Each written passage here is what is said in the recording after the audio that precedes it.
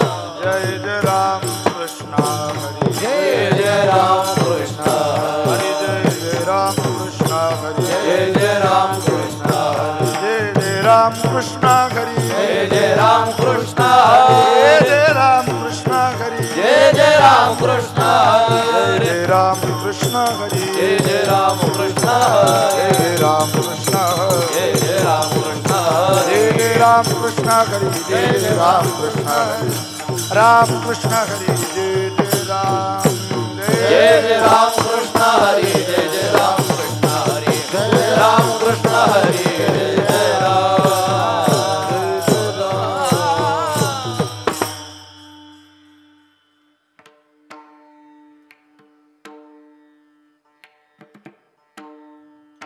धन्य भावशील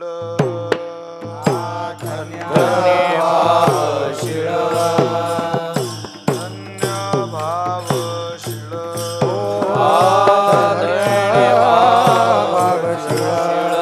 ज्यांचे हृदय निर्मळ ज्यांचे हृदय निर्मळ ज्यांचे हृदय निर्मळ ज्यांचे हृदय निर्मळ ज्यांचे हृदय निर्मळ ज्यांचे हृदय निर्मळ पूजी प्रतिमेचे देव पूजी प्रतिमेचे देव पूजी प्रतिमेचे देव पूजी प्रतिमेचे देव संत मनती तेथे भाव संत मनती तेथे भाव संत म्हणती ते भाव संत म्हणती ते भाव संत म्हणती ते भाव संत म्हणती ते भाव तिथी निषेधने नती वेदने नती एकनिष्ठा तरुणी चित्ती एकनिष्ठा तरुणी चित्ती एकनिष्ठा तरुणी चित्ती एकनिष्ठा तरुणी चित्ती एकनिष्ठा तरुणी चित्ती एकनिष्ठा तरुणी चित्ती कामने तैसे देवा कामने तैसे देवा कामने तैसे देवा कामने तैसे देवा होणे लागे त्यांच्या भावा होणे लागे त्यांच्या भावा होणे लागे त्यांच्या भावा होणे लागे त्यांच्या भावा होणे लागे त्यांच्या भावा होणे लागे त्यांच्या भावा कामने तैसे देवा कामने तैसे देवा कामने तैसे देवा कामने तैसे देवा होणे लागे त्यांच्या भावा होणे लागे त्यांच्या भावा होणे लागे त्यांच्या भावा होणे लागे त्यांच्या भावा होणे लागे त्यांच्या भावा होणे लागे त्यांच्या भावा पूजी प्रतिमेचे देव पूजी प्रतिमेचे देव पूजी प्रतिमेचे देव संत म्हणती तेथे भाव संत म्हणती तेथे भाव संत म्हणती ते भाव संत म्हणती ते भाव संत म्हणती ते भाव संत म्हणती ते भाव विठोबार कुमार हरि विठोबार कुमाये कुमाये विठोबार हरि विठोबार कुमाये विठोबार कुमाये हरि विठोबार कुमाये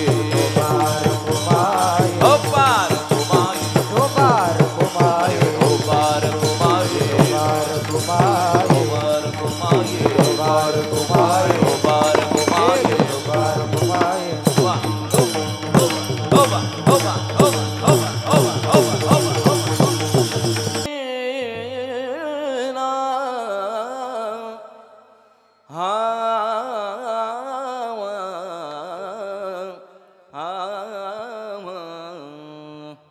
हरी धन्य बाबसीळ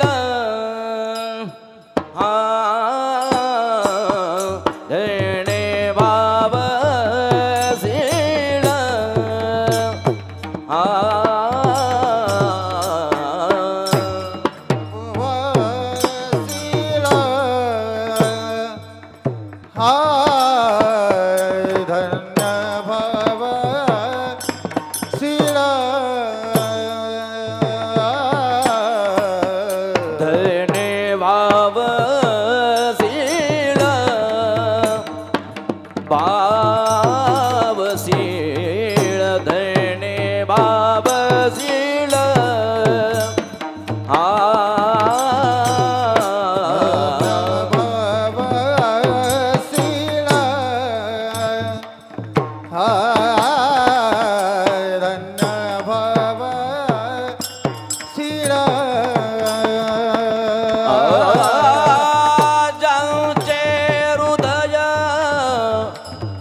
निर्मळ हो ज्यांचे हृदय निर्मळ निर्मळ ओजे प्रतिमेचे देव देव पूजे प्रतिमेचे देव देव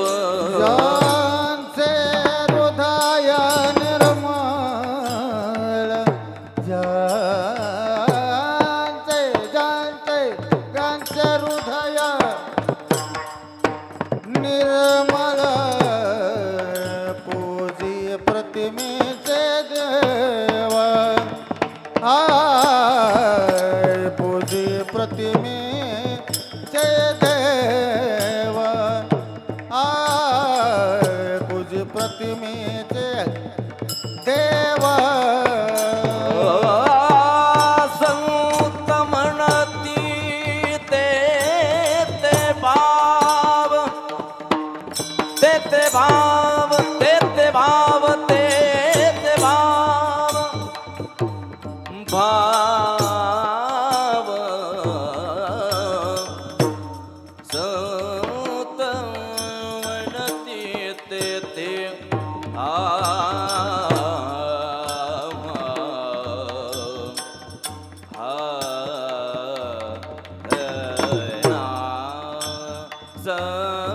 संत म्हणती ते भाव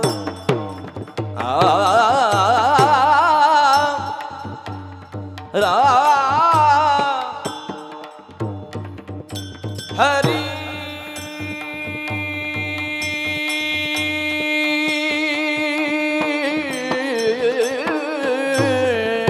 संत म्हणती तेत भाव भाव भाव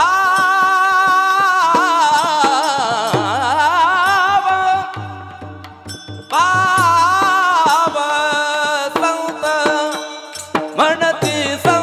म्हणती तेत भाव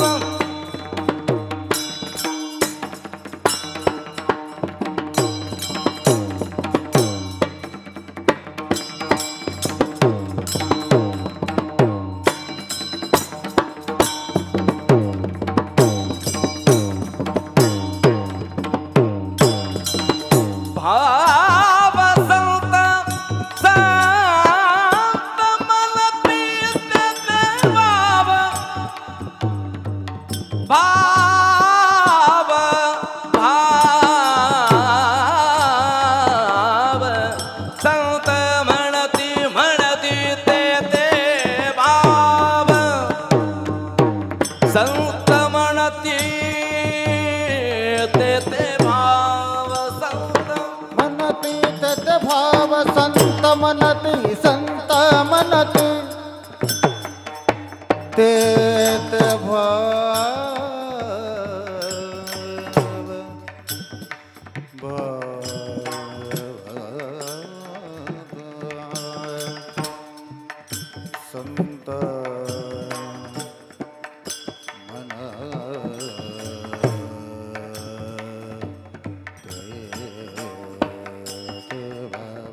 संत संत मनती देते बाबा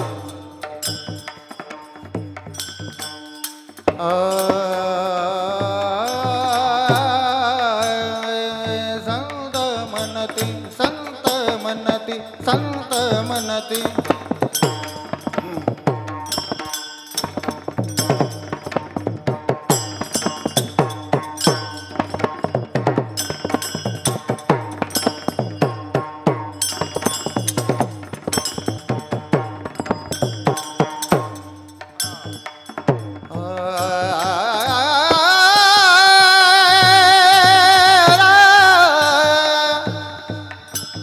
संत मनती देते भाव संत मनती संत संत मनती देते भाव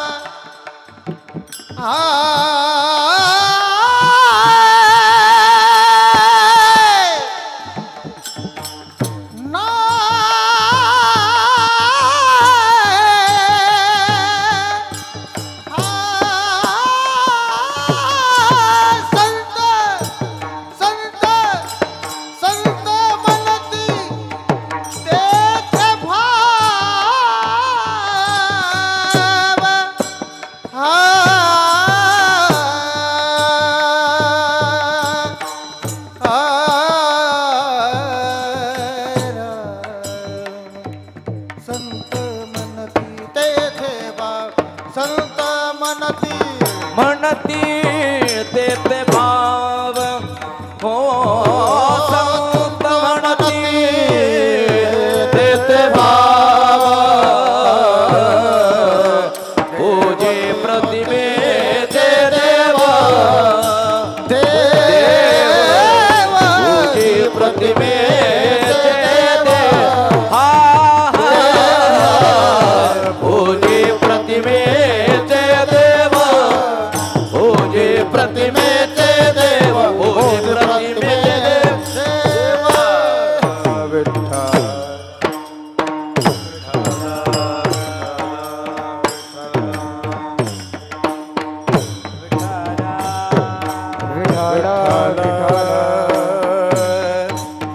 श्री विठ्ठल विठ्ठल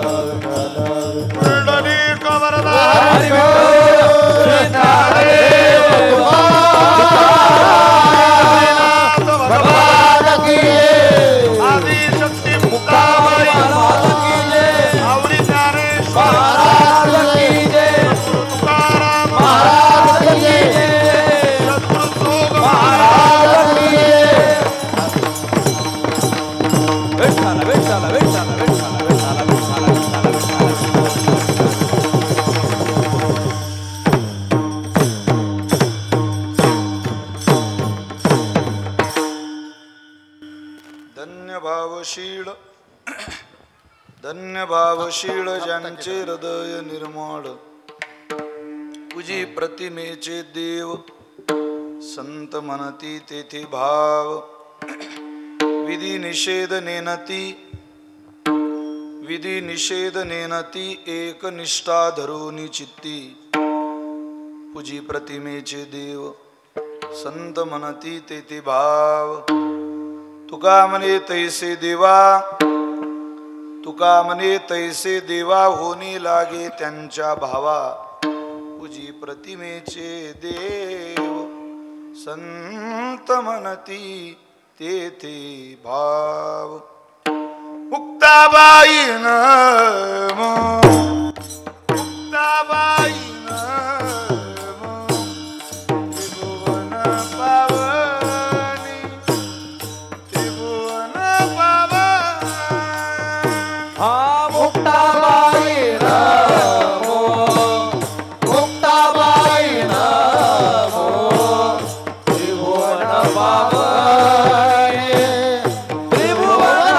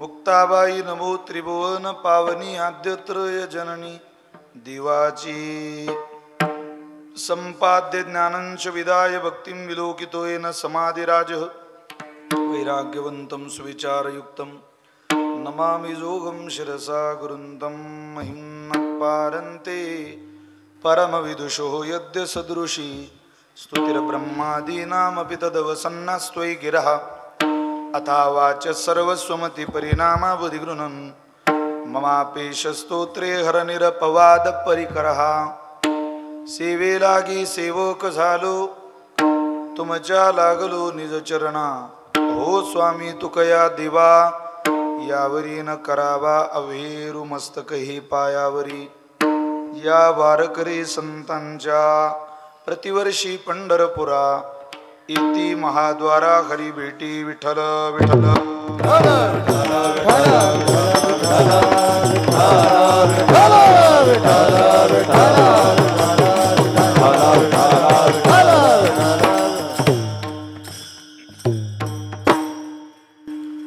सेवेकरिता निवडलेला अभंग संत श्रेष्ठ जगद्गुरु श्री तुकोबाराय. ज्या श्री तुकोबारांच्या अभंगवाणीला वारकरी संप्रदायाच्या दृष्टीने किंबहुना वारकरी संप्रदायाच्या विचाराने सूर्याची प्रखरता, चंद्राची शीतलता, अग्नीची दिव्यता, वेद मंत्राची पवित्रता, गंगेची सुचिता, आईची वात्सल्यता अशी उपमा दिलेली आहे. असे देवमान्य संत, संतमान्य संत, जगतमान्य संत संत सम्राट विश्ववंद्य जगद्गुरु श्रीमंत श्री तुकाराम महाराज श्री महाराजांचा 4 चरणाचा अत्यंत गोड अत्यंत प्रसिद्ध असलेला संतांचं वर्णन महिम्याच्या अंगानं करणारा अभंग सेवेकरता निवडला. विठ्ठल विठ्ठल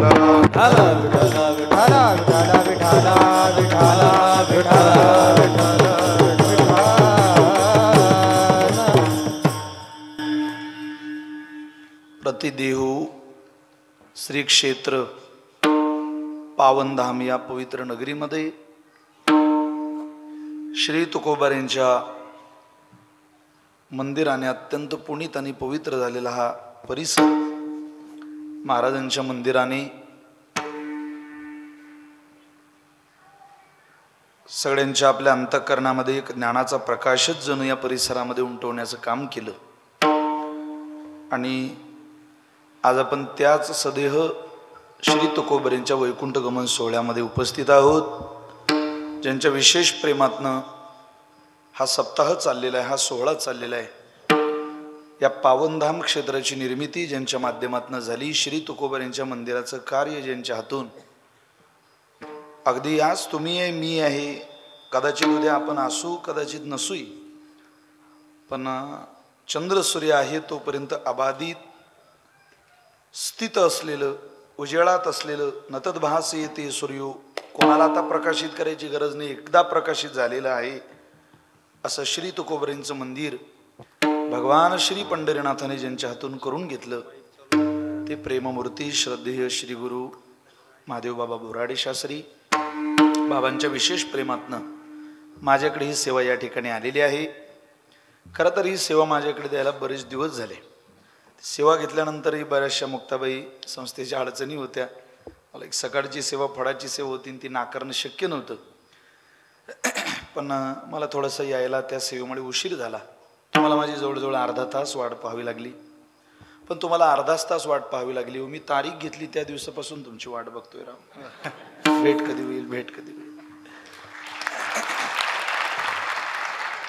खरं तर बाबांची आणि माझी पहिली भेट ज्ञानोबारांच्या पालखी सोहळ्यामध्ये आम्ही ज्यावेळेला मुक्ताबाईची पालखी मुक्ताबाईचा रथ वाखरीला आणत असतो तिथं अशी पद्धत आहे का जोपर्यंत संतश्रेष्ठ नामदेव महाराज आणि आदिशक्ती मुक्ताबाई पंढरी क्षेत्रातून वाखरीला येत नाही, कोणाला श्री ज्ञानोबारायांना आणि श्री तुकोबारायांना घ्यायला, तोपर्यंत पालख्या हलत नाही.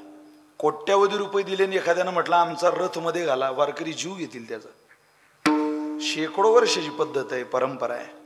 मी ज्या फळाची सेवा करतो तिथं बालपणापासून हे पाहतोय. आधी तरी तो सोहळा बाबांना माहिती तो वाखरीलाच व्हायचं, म्हणजे ज्ञानोबारांकडून साडीचोळी यायची आणि ती मुक्ताबाईला दिल्या जायची वाखरीला. पण आता सोहळ्यामध्ये गर्दी वाढली, लाखोंचा समाज तिथं वाखरीला येतो, जागा पुरत नाही. त्यामुळं तो सोहळा त्रयोदशीला मुक्ताबाईच्या वाड्यात दत्त घाटावर जो मुक्ताबाईचा वाडा आहे तिथे संपन्न होतो. पण भरपूर पाऊस, त्या पावसात सगळे भिजलेलो, बाबा भिजलेले, मी भिजलेलो, आणि त्या भिजलेल्या ओल्या चिंब कपड्यांमध्ये आमची भेट झाली. तिथं बाबांचं दर्शन झालं. बाबांचं दर्शन घेतल्यानंतर बाबांनी या कार्यक्रमासाठी मला आज्ञा केली आणि मी इथं सेवा करायला उभा आहे. मी माझ्या कुटुंबामध्ये सेवा करतोय याचं भान ठेवून मला आज कीर्तन करायचंय. एखाद्या वेळेला मनुष्य आरशामध्ये पाहतो त्यावेळेला आरशामध्ये पाहताना जगाला मी कसा दिसतो ही भूमिका कधी आरशात पाहायची नसते. कारण जैसे तैसे दावी आरसा. आरसा जग दाखवत नाही, जगालाही दाखवत नाही. आरशा पुढं उभं राहिलेलं असताना आपण कसे दिसतो हे पाहण्याकरता आरशाजवळ जायचं असतं. तसं मी जगाला कसा दिसतो हे पाहण्याकरता कीर्तन करत नाहीये. मी माझ्या पावनधाम क्षेत्रातल्या आरशापुढं आज उभा आहे याचं भान ठेवून कीर्तन करतो. मिळालेल्या वेळेमध्ये या अभंगाची काहीशी सेवा मला आपल्या समोर करायची. श्री तुकोबारांचा अत्यंत गोड अभंग आहे, प्रसिद्ध अभंग आहे. महाराज या अभंगाच्या द्वारा संतांचं महिमान गातात. तुम्ही तुकोबारांचा गाथा जर बारकाईने निरीक्षण केला तर आपल्या काही गोष्टी अशा लक्षात येतात. श्री तुकोबाराय कधी कधी संतांचं वर्णन चरित्राच्या आधारानं करतात. श्री तुकोबाराय कधी कधी संतांचं वर्णन लक्षणाच्या आधारानं करतात. श्री तुकोबाराय कधी कधी संतांचं वर्णन महिम्याच्या अंगानं करतात. तिन्ही प्रकरण गाथेमध्ये ऐकायला वाचायला पाहायला मिळतात. मी जे बोलतोय ती प्रार्थना करून तुम्हाला बोलतो. श्री तुकोबरांची शब्द अभ्यास म्हणून वाचू नका, भावनेनं ती वाचा. शब्द आपोआप आपल्यावरती कृपा करतात. कारण महाराजांची वाणी ही प्रासादिक वाणी. ज्या वाणीला बाहेर येण्याकरता देवाला सुद्धा अनेक अवतार घ्यावे लागले आणि श्री पंढरीनाथाच्या अवतारामध्ये ते सगळं पाहायला मिळालं. कृष्ण अवतारामध्ये गोपाळांनी अभंग गायली नाही, राम अवतारामध्ये वानरांनी अभंग गायली नाही, वैकुंठामध्ये स्थित असलेल्या परमात्म्याला कोणी भेटलं नाही. हा, नाचणारी रंभा भेटली असेल, इंद्राने पाहिली असेल, त्या देवा स्वर्गामध्ये अप्सरा पाहिल्या असतील, पण भजन करणारी माणसं कुठं पाहिली? भजन करणारी संत कुठं पाहिली? भजन करणारी संत त्यांच्या भजनातले शब्द ऐकायला माफी मागून बोलतो, जगाच्या मालकाला सुद्धा वाट पाहावी लागली. काय भाग्य तुमचं माझं. मायबाप पहिलाच जन्म घेतलाय आपण. माणसाचा अगोदर मिळाला होता का मला माहिती नाही. शरीर माध्यम खलु धर्म साधनम, एकमेव ज्ञानाचं शरीर. या देहाचे 84 लाख गाव आहे, त्यातला एक मुक्का मानवी देहाचा आहे. तो हातात सापडला आणि तुकोबरांचे शब्दही ऐकायचं भाग्य मिळालं. याचा अर्थ असा आहे, देवा तू जरी सृष्टीचा विस्तार केला असला तरी तुझ्यापेक्षा तुकोबरांची अभंगवाणी ऐकायला आणि वाचायला आम्ही तुझ्यापेक्षा नशीबवानच आहोत, हे तुलाही मान्य करावं लागेल. महाराजांच्या प्रासादिक वाणीने विश्वाचं कल्याण केलं. तुका जरी सहज बोले वाणी, सहज बोलावं, अंतःकरणामध्ये स्थान निर्माण करावं तुकोबरांनी. अशा तुकोबरांनी संतांचं वर्णन गायलं, महाराज महिमान गायलं. कधी कधी तुकोबरे चरित्राच्या आधारानं संत जीवन पटवून देतात. उंच नीच काही पूर्ण अभंग घरी जाऊन पहा, तुमच्या सगळ्यांच्या पाठ आहे. हा पूर्ण अभंग संतांचं वर्णन करणाराच अभंग आहे. देवाची महती सांगितली, पण संतांच्या घरी कामं केल्याची महती सांगितली. याचा अर्थ देवाचं कमी पण सिद्ध करायचं नव्हतं, संतांचं मोठे पण जगापुढे मांडायचं होतं. पूर्ण अभंग पहा. हे चरित्राच्या आधारानं पटून दिलेलं संत जीवन आहे. काही ठिकाणी लक्षणाच्या आधारानं संत जीवन पटून दिलेलं आहे. नाही प्रतिज्ञा मात्रेन वस्तू सिद्धीर भवती, किंतु लक्षण प्रमाणाभ्याम वस्तू सिद्धीर भवती. वस्तूची सिद्धी होण्याकरता नाण्याच्या दोन्ही बाजू सापेक्ष ठेवाव्या लागतात, तेव्हा सिद्धी होते, सहज नाही होत. मी तुम्हाला अभंग सांगतो, सगळ्यांच्या पाठ आहे. संस्थेची सगळी विद्यार्थी आहे, आपल्या गुरुकुलाचं वैभव आहे की नाही. अनेक अभंग आहेत, अनेक. धन्यते संसारी येथे उपकारासाठी. संतांचं नाव नाही, पण वर्णन संतांशिवाय नाही. बोलताना याचं इको कमीच करून टाकायचं पूर्ण. विठ्ठल विठ्ठल विठ्ठल विठ्ठल विठ्ठल विठ्ठल विठ्ठल. संतांचा उल्लेख नाही, पण वर्णन संताशिवाय दिसत नाही महाराज, नाही दिसत. तसा आजचा जो अभंग आहे हा चरित्रही नाही, लक्षणही नाही, महिमान सांगणारा अभंग आहे. तुकोबार म्हटले ते धन्य आहे. पहिलाच अभंगाचा सुरुवातीचा शब्द आहे धन्य. कोणालाही धन्य म्हणत नाही तुकोबार आहे. तुम्ही मी कोणालाही धन्य म्हणतो, तो भाग निराळा आहे. स्वार्थापोटी कोणालाही धन्यता देणारी माणसं जगामध्ये हुरळीच्या बाजारात सहज विकणारी भेटतात. चोतो की बाजार में फोतरों का व्यापार करना, दुनिया का दरबार, कभी किसी से झूठ नहीं बोलता. असा एकच जगात दरबार आहे, एकच संत हृदय आहे, जिथं निर्दोष माणसाला कधी सजा मिळत नाही पण दोषी माणसाला कधी मुक्ती मिळत नाही. एकच एकच. तुकोबारांची भावना कधी बदलत नाही. तुकोबारांचा अभंग आहे. आपण संतांकडे लावू. कोण्याच संताची भावना ही विभागलेली दिसत नाही परमार्थिक क्षेत्रात, कधीच नाही.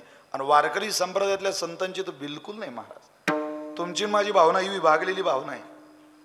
काही लोकांचं जगणं नाटकात आहे, काहींचं भावनेत आहे. काहींची नाटकातली भावना जगाला ते पितळ कधीतरी उघड पडतं. कधीच माणसानं भावनेचं नाटक करू नये. आपली जगणंच भावनेचं असं, भावपूर्णतेचं असं. ज्याने सत्याचा बोकसा काढिला, असत्य तृण फुटा भरिला. खरं काढून टाकायचं, खोटं भरायचं. अरे बाबा, जैसा आहे तैसा राहे, तरी का देव दुरी आहे. वैकुंठवासी प्रातस्मरणीय जयराम बाबा भोसले त्यांच्यासारख्या शिव्या कुणी दिल्या नाही. 2 4 5 10 माणसं बाबांना न मानणारी असतील, पण बाबा वाईट असं म्हणणारा जगाच्या पाठीवर एक सुद्धा सापडत नाही. मी ज्यांच्याकडे शिकलो, मुक्ताबाई संस्थेचे गादीपती प्रातस्मरणीय वैकुंठवासी भीष्माचार्य निवृत्ती बाबा वक्ते उभ्या कीर्तनात 15 मिनिट बाबा शिवे द्यायचे. अरे पण प्रापंचिक स्नेह असणाऱ्या लोकांचं गोड बोलणं जेवढं माणसांना आवडत नव्हतं, तेवढ्या वक्ते बाबांच्या शिव्या ऐकायला माणसं 2-2 तास अगोदर यायची. का? अंतकरण स्वच्छ होतं महाराज. जैसा आहे तैसा आहे. भले मला जग वाईट म्हणेल, पण वारकरी संप्रदायच असा आहे. त्याने कधी पर्वा केली नाही जग मला काय म्हणतंय. आणि याची पर्वा जर तुकोबरेने केली असती तर मला नाही वाटत हे सगळं आपलं घडलं असतं. तुका म्हणे हासे जन नाही कान ते ठाई हे सोडावं, पण हासे जन याचा अर्थ आहे हसणारी माणसं होती ना, मारणारी माणसं होती ना, चेष्टा करणारी, निंदा करणारी, विरोध करणारी, 14 गावची महाजनकी संपेपर्यंत तुकोबरेंचं अन्न खाऊन जगणारी माणसं विरोध करणारी होती ना, द्वेष करणारी होती ना.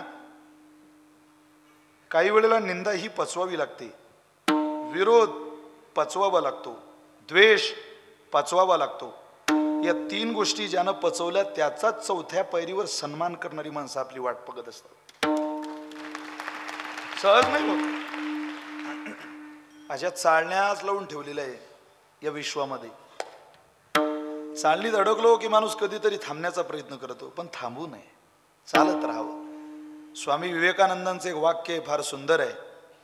ज्याच्या जीवनात विरोध आहे, ज्याच्या जीवनात निंदा आहे आणि ज्याच्या जीवनात द्वेष करणारी माणसं आहे, त्यांना समजावा आपला रस्ता बरोबर आहे.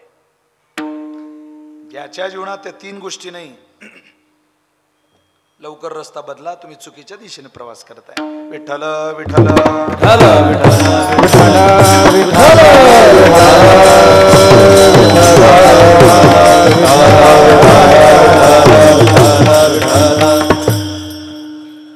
भावनेत कधी विभागली नाही संत, ते कधीच विभागत नाही, म्हणून ते धन्य आहे. तुमची माझी भावना ही देशानं कालानं बदलणारी, संघानं बदलणारी. देशात भावना बदलत नाही. जितकी माणसं गावात वाईट वागतात तेवढी पंढरपूरला वाईट वागता का? पंढरपूरला गेलेली माणसं आमच्या मठात लगेच ओळखू येतो पहिली वारी कोणाची, नवीन पंढरपूरला येणारा कोण आहे. 3:45 काकडा चालू होतो मुक्ताबाईच्या वाड्यात. तुम्ही कधी जाते, तुम्ही कधी प्रदक्षिणेला जात असाल ना, 3:45 म्हणजे 3:45 दत्त घाटावर. मग तिथं नियमित वारीला जाणारी माणसं साधारणतः 3 वाजेला उठतात आणि पहिल्यांदा वारीला गेलेली 1 ला 2 ला उठतात. ते 2 ला उठून या काकड्यावाल्यांना म्हणता इतका उशीर, समजावं हे पहिल्यांदा वारीला आले. कारण ती देशाने निर्माण झालेली भावना आहे. तिथं माणसं ज्याचा उभा गण, आमच्या भागात एक म्हण आहे, ज्याचा उभा गंध त्याचा चुला बंद. झोपलेलं तरी गंध मुळत नाही माणसांचा. ते काय दिसलं तिथं टेकूनच घेतात, त्याला काय, त्यांचा काय नित्यनेमाचा गंध असतो की सकाळी नित्यनेम करता करता परमात्म्याची आराधना करता करता अभंग वाचता वाचता लावलेला गंध, असं काही नसतं. ते देशाने निर्माण झालेली भावना आहे. काही वेळेला कालाने माणसाची भावना निर्माण होते. सप्ताह आला की माणसं म्हणतात आपला सप्ताह, आपला उत्सव, आपला उत्सव. तीच माणसं वर्षभर हरिपाठच सुद्धा दिसत नाही. ही कालाने निर्माण झालेली भावना आहे. रागवू नका, मी जे सांगतो हे 100% खरं आहे. वर्षभराच्या सप्ताहात 7 दिवस जागर करणं याचं नाव परमार्थ नाही. अरे जीवनाची दशाच कधी बदलू नये. आपली भावना 7 दिवसापुरती, पंढरीच्या वारीपुरती.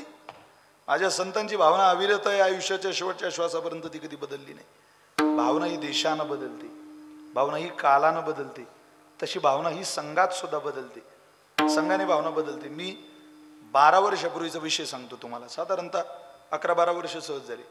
मी एसटीनं प्रवास करायचो. मी एका गावात कीर्तनाला गेलो, कीर्तन झालं, झोपलो, आराम केला.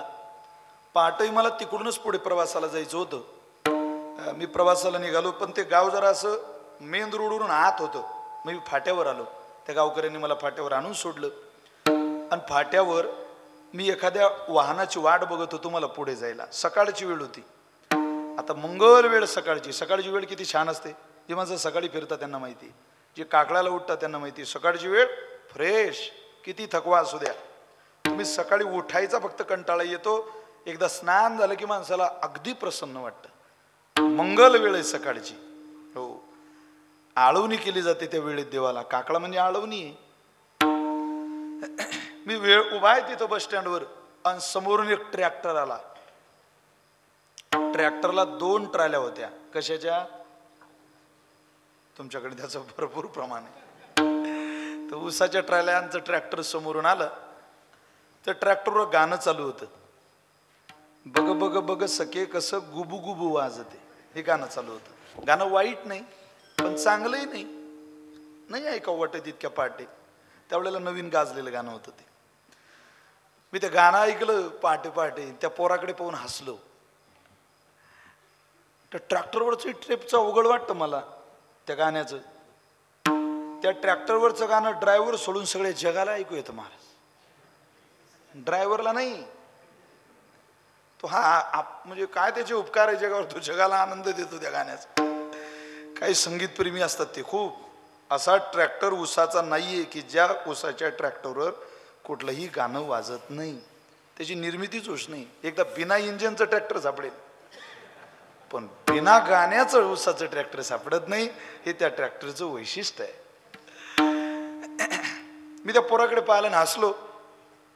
त्याला समजलं रे महाराजांना हे गाणं काही आवडलं नाही बहुतेक.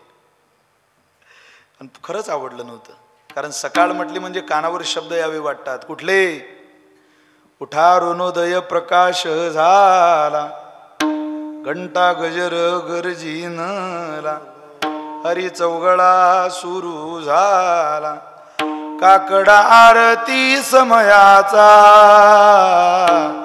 महाद्वारी वैष्णवजन पूजा सामुग्री घेऊन. कशाला म्हणतात सकाळ? उठा पांडुरंगा आता दर्शन द्यास झाला ऋणोदय सरली निद्रेची वेळा, संत साधू मुनी अवघे झाले ती गोळा, सोडा शेज सुख आता पाहू द्या मुख कमळ. आपण एक सकाळ टाकली युट्यूबला. बंकट स्वामी महाराजांच्या आणि भीमसी महाराजांच्या चाली. काय काकडीत महाराज जुन्या लोकांची. मामासाहेबांच्या कीर्तनाला जेवढी गर्दी असायची तेवढी बंकट स्वामी महाराजांच्या काकड्याला असायची. हा काकडा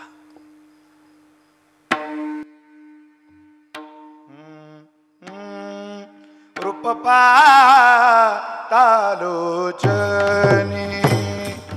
रूप पातालोचनी,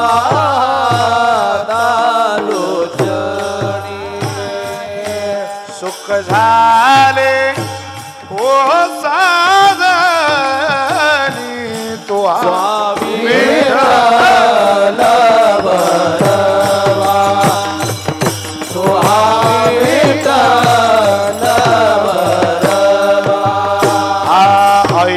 वचन कमळापती.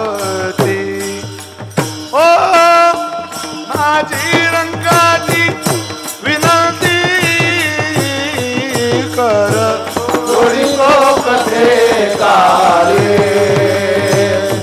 कर, जोडी कथे काळे.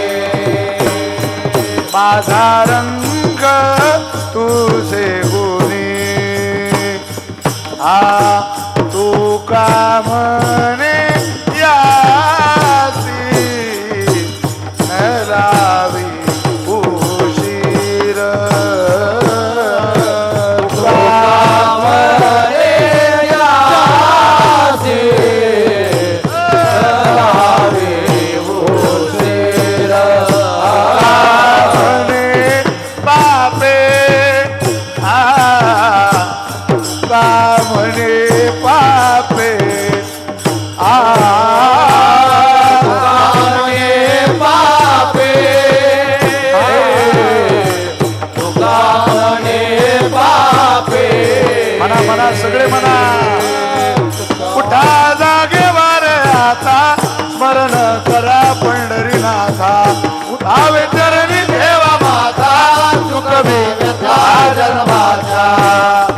योगिया दुर्लभ तुम्या दिला साजनी, योगिया दुर्लभ तुम्या दिला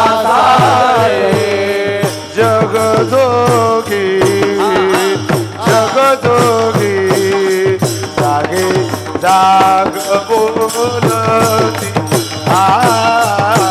जागे जाग बोलती जगजोगी जगजोगी जागे जाग बोलती जागे जाग बोलती आंधळ्या पांगळ्याचा एक विठोबा दाता भला विश्वची सर्व होय जाणता घडी खेळी खेळा मात्रे पाप पुण्य संचिता भव दुःख कोण वारी तुझ वाचवणी चिंता धर्म गाजा गोदा तुझी कृपाळू राधा जानसे जीवितेगा त्याचा कागदा चक्री भवरा विटी दांडू संगीत गोट्या वेगळा चेंडू संगीत गोट्या वेगळा चेंडू येती खेळा अरे तू काय वासा करलोनी माझ्या बाळा देवा तू काय वासा करलोनी माझ्या बाळा अरे तू काय वासा करलोनी माझ्या बाळा देवा तू माझ्या बाळा वृंदावनी वेणू कवनाचा माये वादे ओ वेणू नादे गोबर धनु गादे उच्च पतराणी मयूर विराजे मज पाहता भासती यादराधे वृंदावनी वेणू कवनाचा माये वादे ओ वादे वृंदावनी वेणू कवनाचा माय वादे एक मराठी एक कानडिया एक मुसलमानी एक कोकणी एक गुजरानी ऐशा पाची जणी थकविल्या गवळणी थकविल्या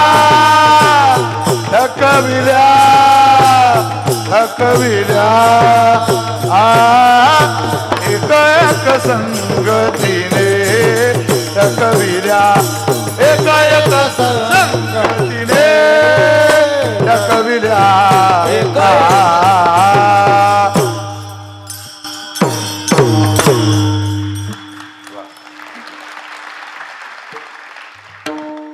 याला सकाळ म्हणतात. ज्याची ज्याची अशी होते त्यांना ती सकाळ समजावी. इतरत्र झालेली सकाळ नाही, ते प्रेताचं स्नान होईपर्यंतच जगणं आहे. देवाच्या नावाने ज्याच्या जीवनाचा पहाट, ज्याच्या जीवनाची पहाट होत नाही, काय वर्णन आहे संतांनी. पण मी ऐकलं बघ बघ सखे कसं.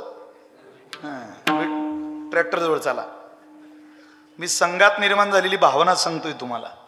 मी त्या पोराचं ते गाणं ऐकलं आणि त्याच्याकडे पाहून हसलो. त्याला समजलं रे यांना आवडलं नाही वाटते.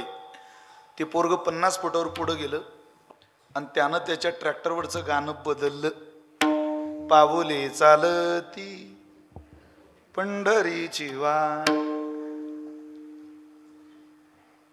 तो परत चित्रपटातलं गाणं लावेल का मला माहिती नाही, पण एका कीर्तनकाराकडे पाहून, ज्ञानोबा यांचा पोशाख पाहून एका ट्रॅक्टर चालवणाऱ्या पोराला त्याच्या ट्रॅक्टरवरचं गाणं बदलं बाबा वाटतं. ही संघाने निर्माण झालेली भावना. माझं जाऊ द्या हो भगवत भक्तांनो, मला काहीच किंमत नाही, पण मी जो पोशाख घालतो, मी ज्या संप्रदायाची उपासना करतो, त्याला जगात खूप किंमत आहे. त्यामुळं देशाने, कालाने आणि संघाने कधी कधी आपली भावना विभागली जाते. पण ज्यांची भावना देशात नाही, कालात नाही, संघात नाही, कधीच बदलत नाही, काही लोकांची भावना गोलेबाबा सांगायचे, माझे गुरुजी आजही सांगतात. काही शेतकरी आहे, शेतकऱ्याचे प्रकार आहे, फार वेळ तुमचा घेणार नाही बरं का, अगदी वेळ आहे. काही शेतकऱ्याचे प्रकार आहे. पहिला शेतकरी म्हणायचे सातबाऱ्यावरचा, दुसरा शेतकरी बांधावरचा आणि तिसरा शेतकरी राबणारा. बाबा सांगायचे पहिला शेतकरी सातबाऱ्यावरचा म्हणजे काय नाही, फक्त उतार्या त्याचं नाव आहे, त्याच्या बापाच्या वारसाने लागलेलं, असं काही शेतकरी जगात. दुसरा शेतकरी बांधावरचा, त्याला कवडीची अक्कल नाही शेतीतली, फक्त बांधावर उभा राहतो, इकडून निंदा इकडून निंदा, धुरे निंदून घ्या, मधलं सुटलं तरी चालेल, समजा हे बांधावरच आहे. पण तिसरा शेतकरी राबणारा, तो मात्र कष्टच करतो, मेहनतीनंच जमीन पिकवतो. तसे काही भावशील माणसं आहेत, त्या 3 जण विभागले. 3 जसे शेतकरी दिसतात तसे 3 प्रकारचे वारकरी सुद्धा दिसतात. पहिला वारकरी सातबाऱ्यावरचा, काही नाही, माळकऱ्याच्या घरात जन्माला आलो, कशी बशी गळ्यात माळ आली, सातबाऱ्यात नाव लागलं. दुसरा शेतकरी बांधावरचा, पंढरपूर आलं, आळंदीची वारी आली, सप्ताह आला, तेवढ्या पुरतं त्याचं चाललंय, बांधावरचा, परवडले हे. पण तिसरा शेतकरी आहे राबणारा, तो टाळ कानावर पडले की हे टाळ मयतीचे आहेत की बारशाचे याचा विचार न करता टाळाच्या दिशेनं पळत सुटतो, तो राबणारा वारकरी. परवा नाही करत. टाळ हा वारकऱ्याचं जीवन आहे महाराज. एका फळाचे अधिपती बाबा सुद्धा कीर्तनाला टाळ घेऊन उभे राहतात. काय परंपरा ही, एकानं कुणीतरी बोलावं, दुसऱ्याने उभं राहावं. आमच्या फळावर सुद्धा सगळी मंडळी उभी राहतात सेवा करायला, आपला आनंद घ्यायचा. आम्ही आमच्या एक बाबांना म्हणायचो, बाबा बसा. नाही रे पोरो, वारकऱ्यानं सेवा केली पाहिजे गड्या. किती दिवस फेटे बांधून लोकांना सांगायचं रे, हा टाळ आपल्या जीवनाचा उद्धार करणार आहे. कीर्तनामध्ये माणसाला कीर्तन करायला लोकांच्या प्रवाहात कधी कधी नकळत वाहत जावं लागतं, पण टाळ करायला कधी वाहता येत नाही. त्याच्या गळ्यातला टाळ त्याला वाहू देत नाही, तो टाळ त्याच्याकडून सेवाच करून घेतो. इतकी ताकद. जगातली सगळ्यात श्रीमंत वस्तू कोणती असं जर मला कोणी विचारलं तर मी जे सांगेल ती टाळ आहे. ती 400 एकर जमीन ज्याच्या घरी त्यानं घेऊ नये. ज्याच्या बापानं आयुष्यात 4 कामं चांगले केले, ज्याच्या बापानं माझ्या तुकोबरींच्या 4 अभंगाची सेवा केली, त्याच्याकडे टाळ येतो. ही टाळ घेणारी माणसं या सगळ्यांची, माझ्यासहित आपली सगळ्यांची पूर्वज स्वर्गामध्ये गेली आणि देवांना त्यांची भेट झाली. ते म्हटले, तुम्हाला काय पाहिजे हो? आपल्या पूर्वजांना, माझ्या आजोबांना, माझ्या पंजोबांना विचारलं. ते म्हटले, तुम्हाला देवा आम्हाला काही द्यावं वाटत असेल तर आम्हाला हेच द्या. काय? स्वर्गीचे पूर्वज इच्छिता तिरज, स्वर्गीचे पूर्वज इच्छिता तिरज, वंशी भक्तराज वावा कोणी, वंशी भक्तराज स्वर्गीचे पूर्वज इच्छिता तिरज, स्वर्गीचे पूर्वज इच्छिता तिरज, स्वर्गीचे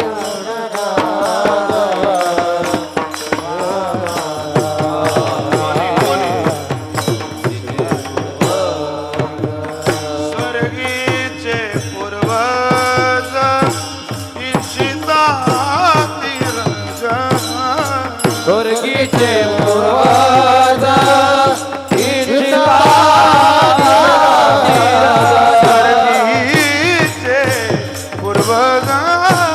इच्छिता तिरज, स्वर्गीचे पूर्वज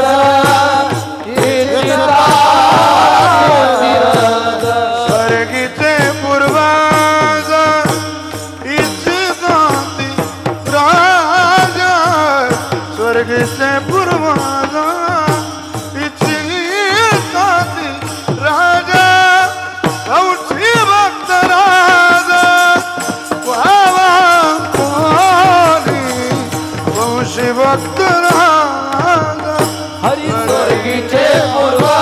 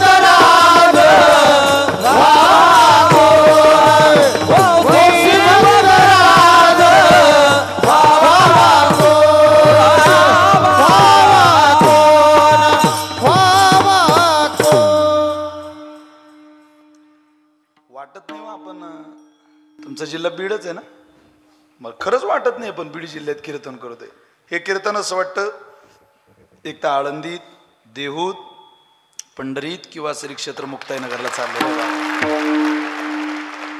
वैष्णवा घरी सर्व काळ सदा हा आनंद आहे आणि बाबांच्या आयुष्यातलं हे सोनं आहे बाबांनी गोळा केलेलं आपल्यावर उपकार आहे तुमच्या सगळ्या विद्यार्थ्यांवर कारण अशी माणसं आयुष्य वेचतात आपल्याला घडवण्याकरता बनवण्याकरता खूप आनंद आहे अहो प्रत्यक्ष देहू आहे काय जायची गरज आहे आपल्याला देहूला इथं तुकोबार आहे वैकुंठ गमन सोहळा आहे महाराजांचा तिरोभूत मुक्ताबाई सारखा सोहळा आहे त्यामुळं तो जगाच्या पाठीवर कुठंही साजरा होऊ शकतो प्रत्येक देऊलाच नाही तू काय म्हणे गाजी वैकुंठी सोहळा प्रत्येक ठिकाणी 20 साजरी होते या विश्वाच्याच प्रत्येक भूमीवर प्रत्येक स्थळावर क्षेत्रावर तीर्थावर असं आहे खूप आनंद आहे कोणाच्याही गळ्यामध्ये टाळ येत नाही आणि आला तर तो उपासनाच करायला लावतो महाराज सेवाच करायला लावतो वारकरी संप्रदाय हा सेवेचा संप्रदाय आहे तुकोबारे म्हटले ते भावशीळ आहे त्यांनी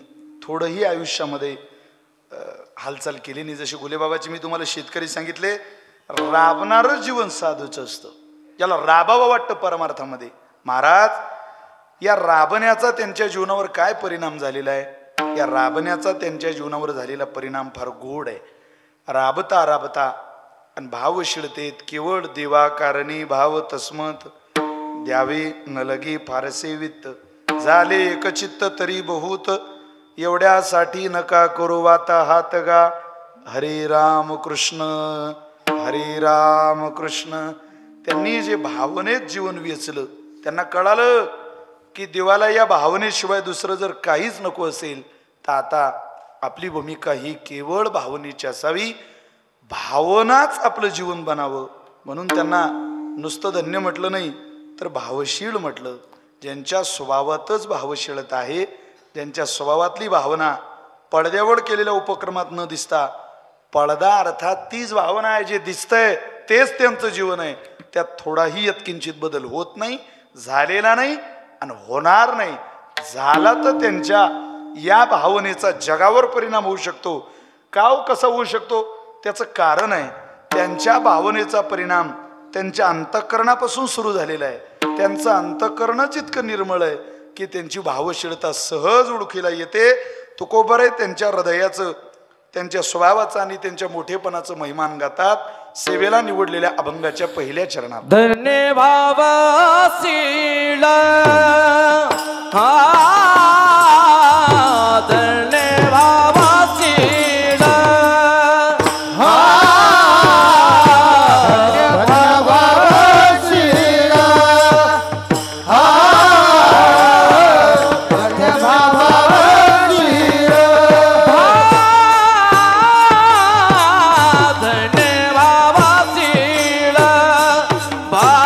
भावशील धन्य भावशील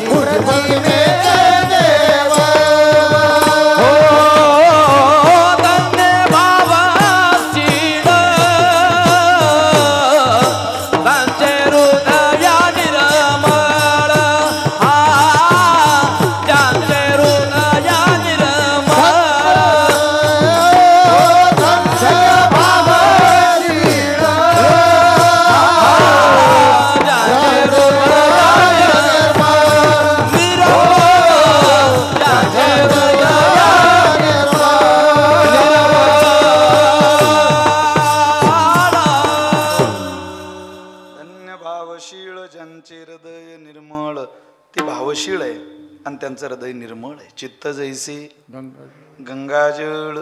अहो गंगाजळाची उपमा आपल्याला मान्य होते ना. जितकं गंगाजळ निर्मळ आहे त्याही पेक्षा गंगेहुनी थोर साधू सुचिष्मंत गंगा शुद्ध होत त्यांचे संगी.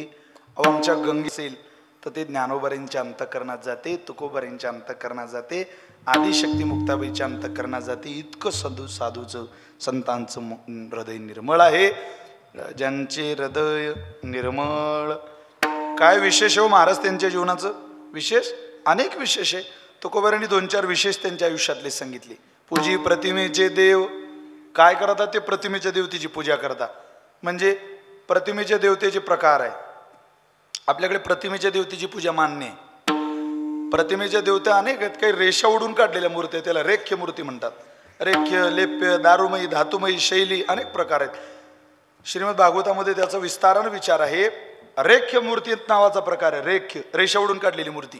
जसं पुणे मुंबईला वडाची झाडं दिसत नाही वटपौर्णिमेला, मग तिथल्या महिला काय करतात वटपौर्णिमेला? रेषा ओढून मूर्ती काढतात, आकृती काढतात. कशाची? तुम्ही बोर झाले का? मी घरी जाऊ का? कशाची? वडाची. त्या वडाची आकृती काढून त्या वडाला त्या महिला दोरा गुंडाळतात आणि त्याला म्हणतात वडापाव वडापाव वडापाव वडापाव. म्हणजे वडा मला पाव, वडा मला पाव, असं 7 जन्म मला हाच पती मिळू दे वगैरे वगैरे. पण रेषा ओढून काढलेल्या मूर्तीची पूजा आपल्या संप्रदायामध्ये मान्य आहे. दुसरा प्रकार आहे मूर्तीचा रेख्य. लेप्य. काही मूर्त्या लेप्य. मारुतीरायाची मूर्ती लेप्य, त्याला शेंदुराचा लेप चढवला जातो.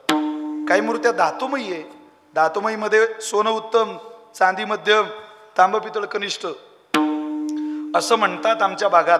तुमच्या भागातलं मला माहिती नाही, कदाचित त्या माझ्या माऊल्यांना माहिती आहे. तांब्या पितळाची मूर्ती 1 पिढी वापरावी. आमच्याकडे सोनेचा कृष्ण आला की सासूचा कृष्ण विसर्जित केला जातो. तुमच्याकडे आहे का माहिती नाही, पण असलं पाहिजे. असं म्हणतात तांब्या पितळाची मूर्ती 1 पिढी वापरावी आणि विसर्जित करावी.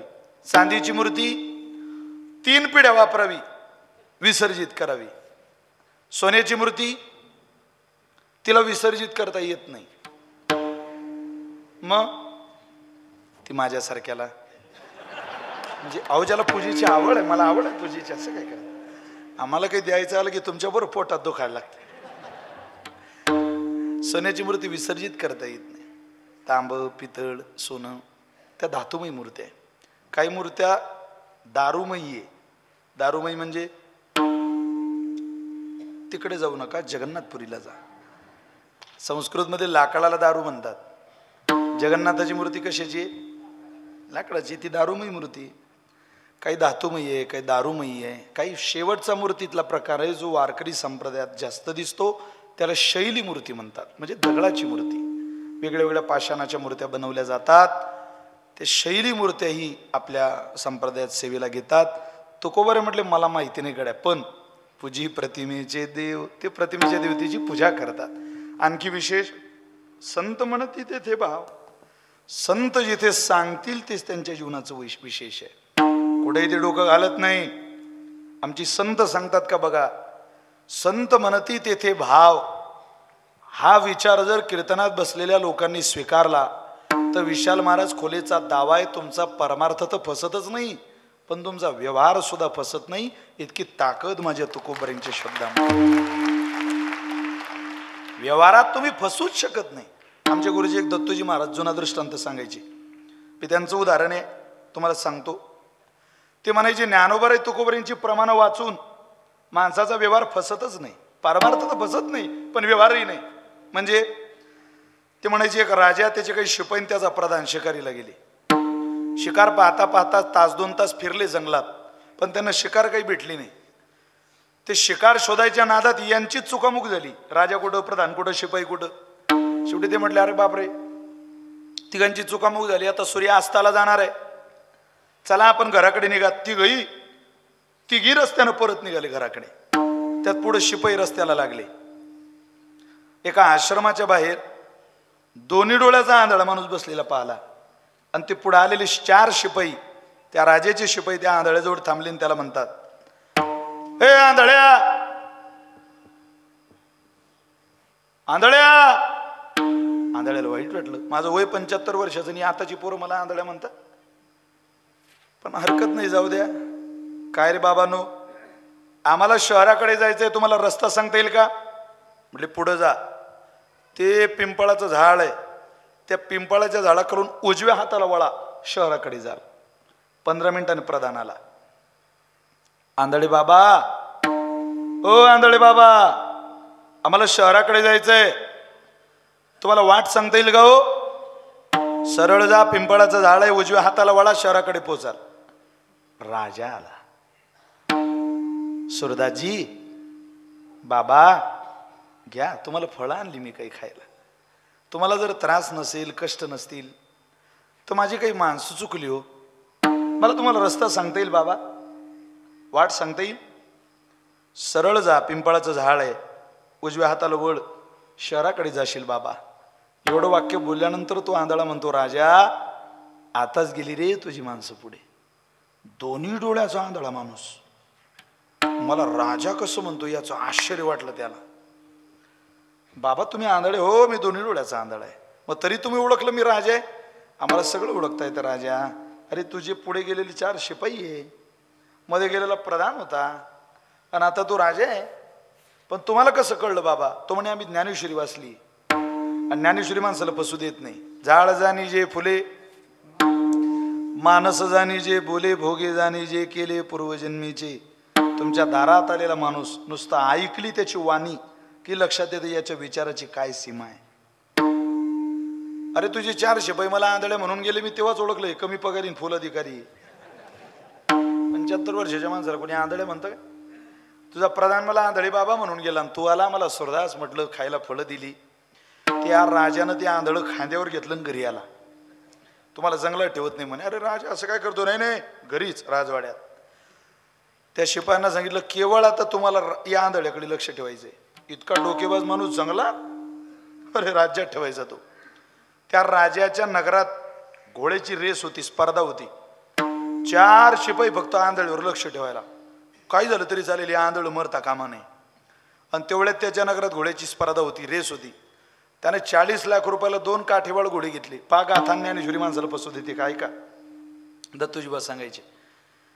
मग ते घोडे राजाने घेतले, 40 लाखाचे घोडे खाली उतरले. राजाला वाटलं पैसे मोजून द्यायच्या अगोदर आंधळ्याला घोडे दाखवली पाहिजे. बाबा एवढे घोडे पहा बरे. आंधळ बाहेर आलं, काठी टेकत टेकत. कुठे रे बाबा?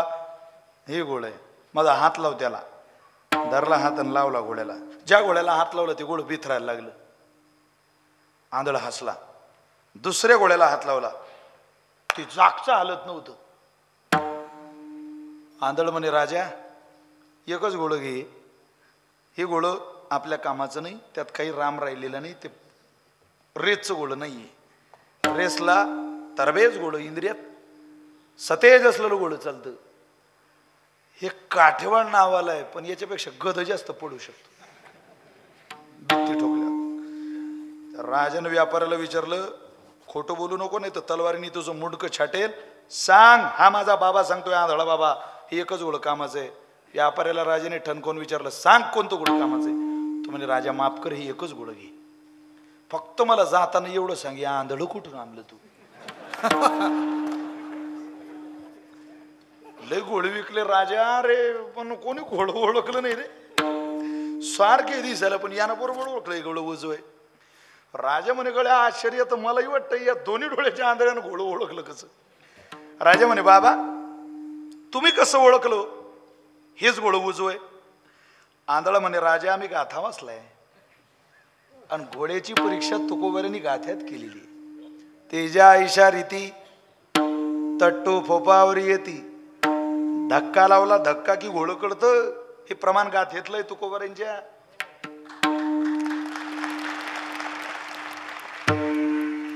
कीर्तन मरगळ आलेलं ज्ञान आहे. अरे जुनाट जुगादीचे नाणे बहुता काळाचे ठेवणे, लोपले होते पारिके पणे ठाव चळणी चुकविलो. तुकोबर आहे, नाटात खुलासा करतात आपल्या परंपरेचा. राजाला इतका आनंद झाला, 20 लाख रुपये वाचले ना म्हणे. अरे जगलं पाहिजे बरं जास्त दिवस, लय पैसे वाचवेल आपले. त्याला तुम्ही खुराक चालू करा गड्या. शिपायांना सांगितलं, दररोज खुराक द्या. हातावर जाऊ नका. एक दुधाचा ग्लास चालू केला दररोज. 1 ग्लास दूध, 1 ग्लास दूध, एक ग्लास दूध, दररोज एक ग्लास दूध. 15 दिवसाने एक हिऱ्याचा व्यापारी आला. राजा हिरे घेतो, मग काय किंमत? म्हणे 15 लाखाला एक. 5 हिरे, बघ तुझी इच्छा असली तर घे. 75 लाख रुपयाला.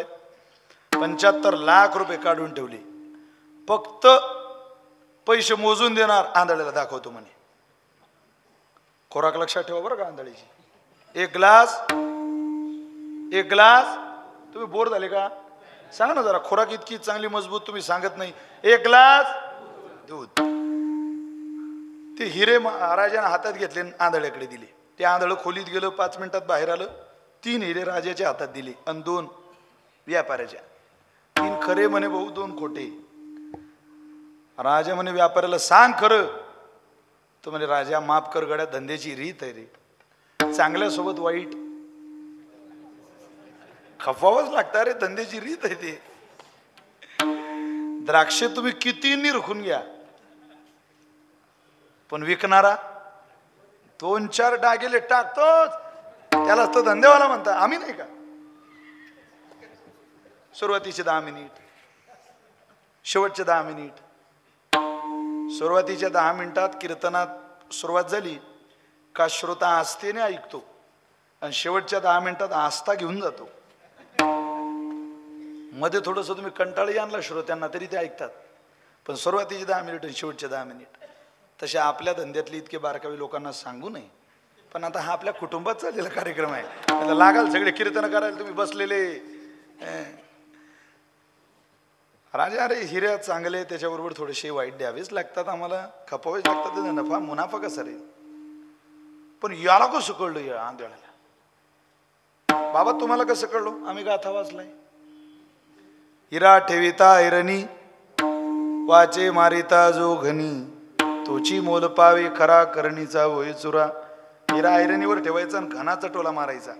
ओरिजिनल हिरा ऐरणीत जाईल, नाही तर वरच्या घनात जाईल, फुटत नाही. जर फुटला तर 100% असं समजावं तुमच्या सासरवाडीने तुम्हाला डुप्लिकेट हिरा दिला होता. खोटा हिरा फुटून जातो, खरा फुटत नाही. माझे संत सांगतात. राजा खुश झाला ना, अरे म्हणे खुराक वाढवा, खुराक वाढवा, खुराक वाढवा. ते 1 ग्लास दुधात 4 चमचे तूप घातलं. मी रात्रभर व्यापारी आणू शकतो कीर्तनात. काय गाठ आहे प्रमाणांचा आपल्याकडे. पण वेळेची मर्यादा आहे. शेवटचा व्यापारी, एक मोहरा नावाचा रत्न घेऊन व्यापारी आला. तो म्हणे राजा मोहरा घेतो का? घेतो. काय किंमत? 1 कोटी रुपये. पैसे काढून ठेवले. आंधळ्याला दाखवतो म्हणे. दाखव. म्हाताऱ्याने मोहरा घेतला. दोरा दे बरे राजा. कशाला बाबा? आण. काडीपेटी दे. म्हाताऱ्याने दोरा घेतला, काडीपेटी घेतली, खोलीत गेलं, बाहेर आलं. राजाच्या हातात मोहरा आंधळा देऊन सांगतोय राजा 1 कोटी रुपयात तुझा हा खिसा कापायला आलाय. हा मोहरा खोटा आहे, घेऊ नको. तुम्हाला कसं कळलं? गाथा वाचलाय. ही गाथ्यात हो. मोहरा तोची अंगे, सूत न जळे ज्याचे संगे. मोहरा नावाच्या रत्नाला दोरा गुंडाळायचा आणि त्याला आग लावायची. दोरा जर पेटला नाही तर मोहरा ओरिजिनल. कोण सांगते? तू खूप बरं आहे सांगता. राजा म्हणे खुराक वाढवा रे बाबू त्याला. अरे ते जगलं पाहिजे. ते 1 ग्लास दूध, 4 चमचे तूप आणि 2 लाडू वाढवले. वा. राजांना आभार म्हणले. बाबा खूपच काही लक्षात घेतलं तुमच्याकडून. 1.5 कोटी रुपये वाचवले तुम्ही माझे. पण तुम्हाला कसं कळलं एवढं सगळं? राजा आम्हाला खूप काही कळतं गड्या, पण आम्ही वारकरी संप्रदायाची माणसं रांगा लावत नाही दारात आमच्या फक्त बस. ते सगळं कळतं. आम्हाला आवडत नाही ते खोटांग जगात मांडणं. काय काय कळतं? भूतकाळ कळतो, वर्तमान कळतो, भविष्य कळतं. म्हणजे माझा भूतकाळ तुझा भूतकाळ पाठ आहे रे राजा. माझ्या पाठ आहे, पाठ. तू म्हणे तुम्ही कधी सांगितलं नाही. तुझा भूतकाळ लेखा सांगण्यासारखा नाही. असं म्हटल्यावर ते जेवण करीन तो म्हणे माझा भूतकाळ सांगा बाबा. माझ्याच घरचं खाताय. मला भूतकाळ राजा ऐकू नको. तुझा भूतकाळ खूप वाईट आहे. तो म्हणे मला ऐकायचा. मानसशास्त्र असे तुम्ही एखाद्याला नाही म्हणा त्याला तेच ऐकावं वाटतं. एका भिंतीवर लिहिलं होतं कृपया वर पाहू नका.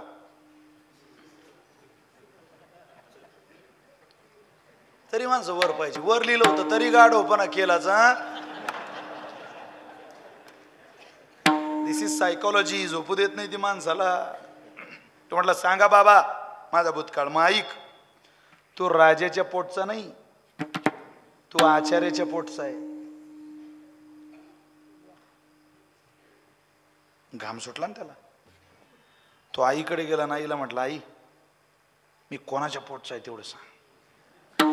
आई म्हणे भाऊ झालं गेलं गंगेला मिळालं, आता काय जाग आली तुला इतक्या उशीर. तर म्हणे मी कोणाच्या पोटचा आहे तेवढं सांग. मग ऐक, तू राजाच्या नाही, तू आचार्याच्याच पोटचा आहे. अरे मुलं होत होते मरत होते, काय करू. 5 मुलं झाले मला, 5ही मुलं माझी मेली. 6वं पोरग झालं, तेही मेलेलं जन्माला आलं. पण 6वं पोरग ज्या दिवशी मला मेलेलं झालं त्या दिवशी या राजवाड्यात स्वयंपाक करणारा एक आचार्य आहे, त्या आचार्याच्या बायकोला सुद्धा मुलगा झाला होता. मी तिच्याकडे गेले आणि तिला म्हटलं तुझं पोरग मला दे. तू जर मला दिलं आणि या मेलेल्या पोराची माय जर तू झाली तर तुझं हे माझ्या कासेला लावेल पोरग, लहानाचं मोठं करेल, या राजगादीवरती बसवेल, त्याला या राज्याचा वारसदार बनवेल. तिनं तुला मला दिलं, मी तुला माझ्या स्थानाला लावलं, लहानाचं मोठं केलं आणि आता राजा बनवलं. असा तू आचार्याच्या पोटचा आहे. तुमच्या डोक्यात आला तसा आचार्याच्या पोटचा नाही. हा, कीर्तनात चांगला विचार करत जा जरा. मला माहिती आहे ना, तुम्हाला वाटलं आचार्याच्या पोटचा. आचार्याच्या पोटचा.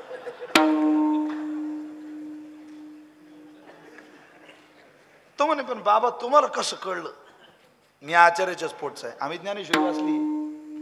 भूमीचे मार्दव सांगे कुंभाची लवलव, नानाचार गौरव सुकुलिंत पावन सीताराम. रावणानं सीतामाईला पळवलं. देव कोणाला विचारायचे सीता कुठे, सीता कुठे. वनात होते. एक राजा के राज दुलार, वन वन फिरते मारे मार, सबके कष्ट मिटाने वाले कष्ट उठाते हैं, जन जन के प्रिय राम लखन सिय बन को जाते हैं. वनात फिरायचे. तेवढ्यात एक आवाज आला कानावर. आवाज असा होता, आश्रमातया कधी रे सील रामा रघुनंदना, खिळ मांडियेला वाळवंटी गाई, नाचती वैष्णव भाई रे. आवाज येत होता कानावर. बन जाओ मीत मेरे, मेरे गीत अमर कर दो, ना उम्र की सीमा हो, ना जन्म का हो बंधन, बन जाओ गीत मेरे, यह प्रीत अमर कर दो. देवा झालं काय रे, बिल्लीटीची पोरगी असली, मी बिल्ली नाही म्हणून काय झालं, ये ना कधीतरी, ये रे बाबा कधीतरी. हा आवाज आला देवाच्या कानावर. आणि भगवंत त्या आश्रमात गेले. कोणाचा आश्रम होता तो? शबरी मातेचा. शबरी मातेनं देवाला बोरांचा नैवेद्य दिला वगैरे वगैरे सगळं संपलं. देवानं शबरीला प्रश्न विचारला, तुला माझी सीता दिसली का ग शबरी? सांग ना माझी सीता कुठं भेटेल. तुमचं गाव कोणतं आहे? हा, होळ. तुम्ही आमच्या गावच्या ते तेजराव पाटलाला ओळखता का? असे उंचशे ठेंगणेशे, काळेशे गोरेशे. आता यांनी तेजराव पाटील पाहिलेच नाही, हे कसं ओळखतील तेजराव पाटलांना? तसं ज्या शबरीनं सीताच पाहिली नाही तिला जगाचा मालक म्हणतो माझी सीता कुठे. हास्यास्पद विनोदास्पद प्रश्न आहे तो, पण बघा किती सूक्ष्म आहे रामायण. शबरी म्हणते देवा पुढं जा, एक भक्त वानर भेटेल त्याला भक्त बनवा, एक सुग्रीव भेटेल त्याला मित्र बनवा, आणि वालीचा वध करा, तुमची बायको भेटली म्हणून समजा. भगवंत लगेच पुढे गेले. वेळ जास्त झाला होता म्हणून लगेच थोडेच बोरं खाल्ली देवान त्या दिवशी. आणि पुढे गेलेले परमात्मा भक्ताला, मारुतीराला भक्त बनवताय, सुग्रीवाला मित्र बनवताय, आणि सुग्रीवाचाच भाऊ वालीला मात्र मारत आहे. तो खाली पडला, मरणार आहे तो आता. प्रसंग मोठा आहे, मी छोटासा करून सांगतो. मरणाऱ्या वालीने देवाला विचारलं, देवा मी मरणार आहे, तुझ्या हातचं मरण कोणाच्या नशिबात आहे रे? मी मरणार आहे, जाऊ दे, पण तुझ्या कुळाचा गळ्या आदर्श माझ्या नजरेतून संपला. कारण तुमचं जे कुळ आहे ते आम्ही आदर्श मानत होतो आतापर्यंत. तुम्ही कधीच स्वतःहून कोणाला त्रास देत नाही, पण माझी तुमची काही वैर नसताना, काही द्वेषाची भूमिका नसताना आम्ही तुमच्या अजराजा, रघुराजा, खटवांग, दीर्घबाहू राजा दशरथ यांचा आदर केला आणि तुम्हाला मारलं देवा? काय चुकलं होतं माझं सांग ना. अरे तुझी बायको परत मिळावी याकरता जर तू मला मारत असशील देवा, तर तू देव जरी असला तरी तुला व्यवहार कळत नाही. या मारुतीरायाबरोबर भक्ती, माझ्या भावाबरोबर मैत्री आणि माझ्याशी वैर. माझी बायको विधवा झाली रे देवा, कपाळवरचं कुंकू पुसतंय तिच्या बाया. आता बघ तिची काय चूक आहे? माझ्या नावाचं कुंकू आहे ते, तुझ्या नाही. तू कोण आहे तिचा सांभाळणारा? तिचा नवरा आहे तिला सांभाळणारा. तू मला मारलं, मी मरणार नाही तसा मी योद्धा आहे देवा. तू जर बायको परत मिळावी तुझी म्हणून मला मारत असशील आणि सुग्रीवावर विश्वास ठेवत असतील, त्याला विचार त्याची बायको कुठे? जो स्वतःच्या बायकोचा सांभाळ करू शकत नाही तो तुझी बायको काय आणून देईल देवा परत? अरे निरोप पाठवला असता तर रावणानं माझ्या सीतामाईला परत पाठवलं असतं. इतकी ताकद कमवली या बालीनं आयुष्यात, इतका धाक कमवलाय, पळून लावलाय रावणाला. एखादी नदी वेगानं धावते समुद्राकडे तसा पळत होता लंकेकडे रावण. तू मला मारतो का? मारलं ते सांग, मला मारायचंय. एकच हिरा झाला हा प्रश्न विचारणारा, की देवाला सुद्धा त्याच्या प्रश्नाला पूर्ण विराम द्यावा लागला. उत्तर दिल्याशिवाय तो थांबला नाही, त्यानं शेवटचा श्वास घेतला नाही. देवाचं एकच उत्तर आहे, ते मला इथे अपेक्षित आहे. परमात्मा म्हटले तुला का मारलं, सुग्रीवाला का मित्र केलं आणि मारुतीरायाला का भक्त केलं, याचं उत्तर माझ्याकडे नाहीये.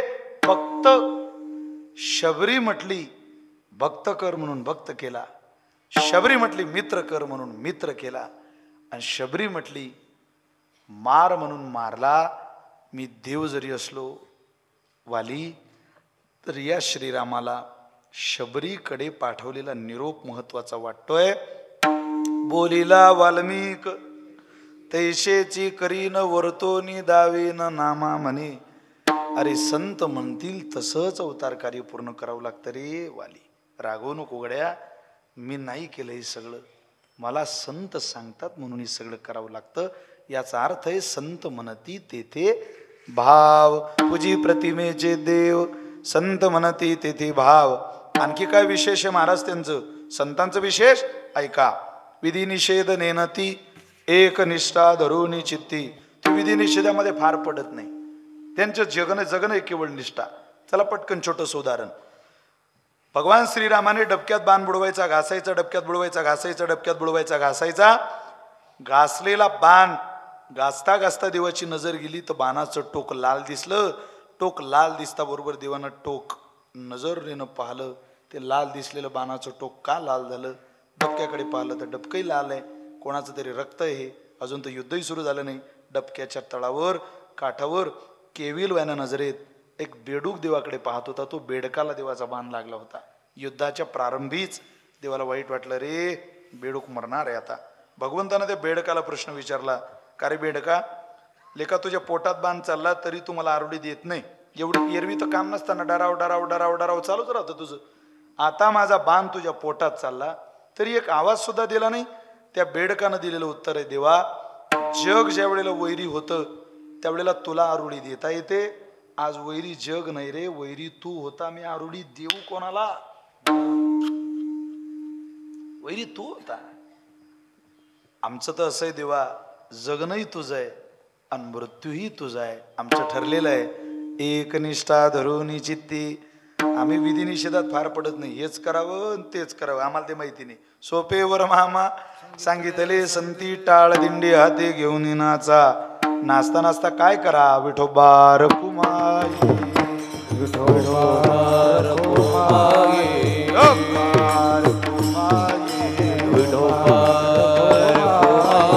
गाडी वाजवा बोला. पुंडलिक वरदा हरी विठ्ठल श्री ज्ञानदेव तुका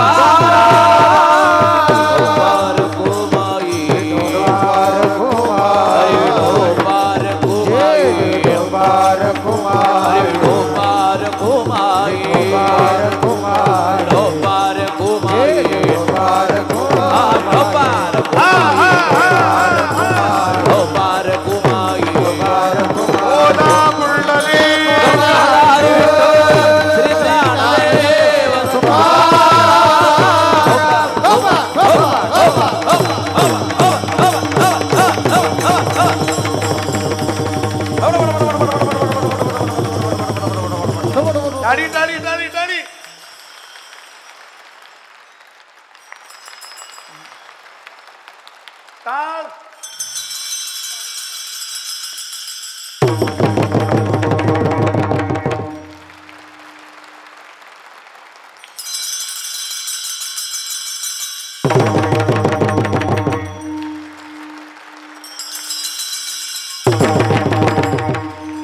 विठोबा विठोबा हवा हवा हवा हवा हवा हवा हवा हवा हवा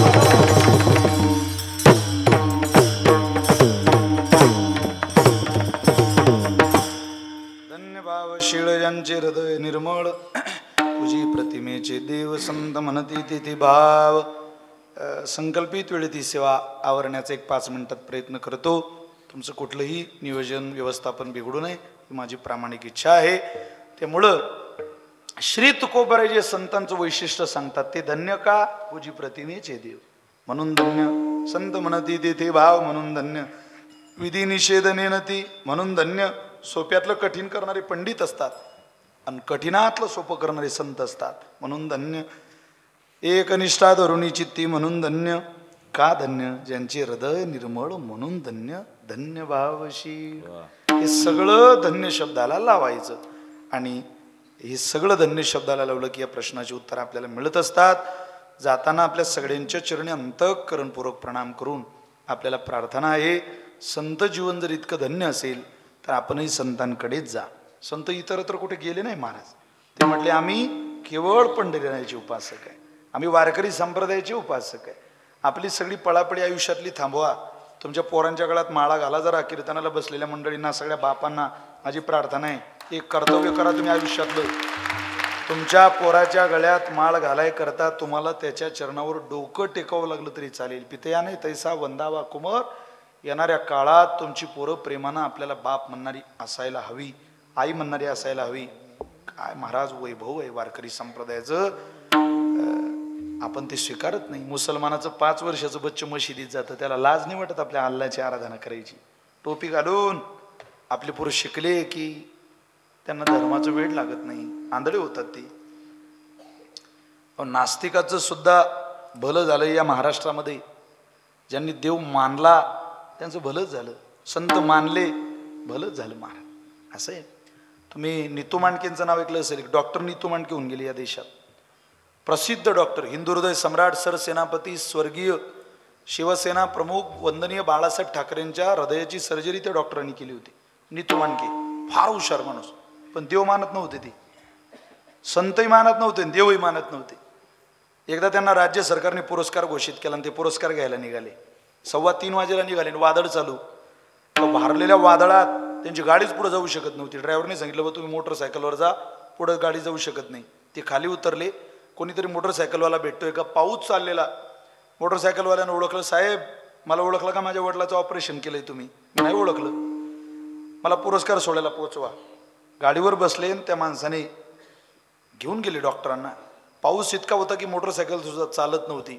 एक दरवाजा पाहिला आणि त्या दरवाजाला वाजवलं. लावा म्हणे मोटरसायकल, जहान आहे तो जहान आहे, असे 1000 पुरस्कार मिळवू आपण, पण जीव वाचला पाहिजे. या पावसात गाडी जात नाही, गेला तर गेला पुरस्कार, नंतर घेऊ. दरवाजा उघडला. समोर एक 40-42 वर्षाची महिला दरवाजा उघडायला आली. तिनं त्या दोघांना आत घेतलं आणि दरवाजा बंद केला. बसायला आसन दिलं. ती म्हणे माझी आरती चालू आहे, मी हरिपाठ घेते दररोज. हरिपाठ झाल्यानंतर आरती झाल्याशिवाय चहा सुद्धा देत नाही, पाणी सुद्धा पित नाही स्वतः. तुम्ही थोडा वेळ बसा, माझी आरती झाली की तुमच्याकडे लक्ष देते, तुम्हाला चहा बनवून देते, तुमची थंडी जाईल. इकडे ती बाई आरती ओवाळायला लागली आणि आरती सुरू झाल्यावर त्या बाईचं पाळण्यातलं पोरगं रडायला लागलं. त्या खुर्चीवर बसलेल्या देव न मानणाऱ्या, आरती न मानणारा, उपासना न मानणारा तिथे डॉक्टर बसलेले. ते डॉक्टर म्हटले ओ बाई थांबा, तुमच्या पोराला घ्या, तिथं काय आरती ओवाळत बसल्या देवाची. त्या पोराला गरज आहे तुमची त्या देवापेक्षा. तानं बाळ रडतेन बसले आपल्या आरती ओवाळत. त्या बाईनं आरतीचं ताट खाली ठेवलं आणि ती बाई म्हणते साहेब तुम्ही कोण आहे मला माहिती नाही, मी त्या पोराची मा आहे, त्याला कोणत्या वेळेला काय लागतंय तुमच्यापेक्षा जास्त कळतं मला. मग ऐका आता, हे जे जन्माला आलेलं पोरग आहे ना, हे असं रडत नाही, 4-4 तास रडतं. 20 वर्ष झाले माझ्या साहेब लग्नाला, माझं वय आता 40 वर्षाचं आहे. देवानं 20 वर्षानंतर मला मुलबाळ दिलं. पोरगं होत नव्हतं. या महिलांचा मला त्रास होत होता. कोणी बारशाला नाही, कोणी हळदीला नाही, कोणी तिच्या लेकराला हात नाही, स्पर्श करू देत नव्हत्या काही महिला जगातल्या. मी देवाला प्रार्थना केली, देवा श्री म्हणून जन्माला आली असेल तर एकदा माय बनव. देवानं माझ्यावर कृपा केली, मला माय बनवलं. पण ही जे जन्माला आलेलं पोरगं ना साहेब, हे हृदयाच्या आजाराचं आहे, त्याच्या छातीला होल आहे, छिद्र आहे. मी 4 डॉक्टरांकडे नेलं, 4ही डॉक्टरांनी मला सांगितलं तुमच्या पोराचं ऑपरेशन करावं लागेल. पण त्या 4ही डॉक्टरांना म्हटलं करा दादा ऑपरेशन. पण 4ही डॉक्टर म्हणत होते साहेब, ते डॉक्टर मला म्हणायचे आम्ही जर या पोराचं ऑपरेशन केलं ते पोरगं मरू शकते, कारण हे कमी ताकदीचं आहे. पण तुमच्या पोराचं ऑपरेशन जर हिंदुस्थानातला प्रसिद्ध हृदयाची सर्जरी करणारा नीतू मांडके नावाचा डॉक्टर करेल तर तुमचं पोरगं जीवन जगू शकते. मी माझ्या पांडुरंगाला प्रार्थना करते, ज्ञानोबाऱ्यांना प्रार्थना करते, माऊली एकदा कोण आहे तो नीतू मांडके मला दाखवा. हे गरीबाचं लेकरू त्याच्या पायावर घालेलं आणि त्याला म्हणेल या पोराचं ऑपरेशन कर बाबा, तुला पुरस्कारही मिळतील, पैसेही मिळतील, पण या गरीबाची मायेची दुआ एकदा तू घेऊन घे. बस साहेब, देवाची आरती एवढ्या करता ओवाळते की नीतू मांडके कधीतरी मला माझा देव दाखवूनच देईल. त्या डॉक्टरने हात जोडले आणि सांगितलं बाई, याच देहाला नीतू मांडके म्हणतात. आधी तुमच्या पोराचं ऑपरेशन, नंतर पुरस्कार. ज्या पोराचं ऑपरेशन केलं ते पोरगं पुण्यात जिवंत आहे, पण ऑपरेशन करणारी नीतू मांडके मात्र हार्ट अटॅकने गेली. देव न मानणारे असं जर कीर्तनात नाव घ्यावं लागत असेल आणि त्याची जर कीर्ती होत असेल तर देव मानणाऱ्यांची, देवाची उपासना करणाऱ्यांचं अंतकाळात काय वैभव असेल याचा विचार करून कीर्तन श्रवण करा. ही मोठ्याची परंपरा आहे, स्वीकारा. आपण सिंहाची पिला आहोत. देव मानणारी पिढी, संत वाङ्मय वाचणारी पिढी घरात जन्माला जर घालायची असेल तर तुम्ही त्यांना संत जीवन पटवून द्या, ही माझी प्रार्थना आहे. तेवढं तरी आयुष्यात आपण गोळा करा. संत म्हणती तेथे भाव, हे सूत्रच आहे या अभंगाचं. जर संत म्हणते तेथे भाव या सूत्राप्रमाणे संत जगले, देव जरी त्यांच्या सहवासात आला तरी देव देवपण न मिरवता संत सांगतील तसा वागतो. अभंगाचं शेवटचं चरण. तुका म्हणे तैसे देवा तू का म्हणे तैसे देव तुका म्हणे तैसे देवा तू का म्हणे तैसे देवा तुका म्हणे तैसे देवा तुका म्हणे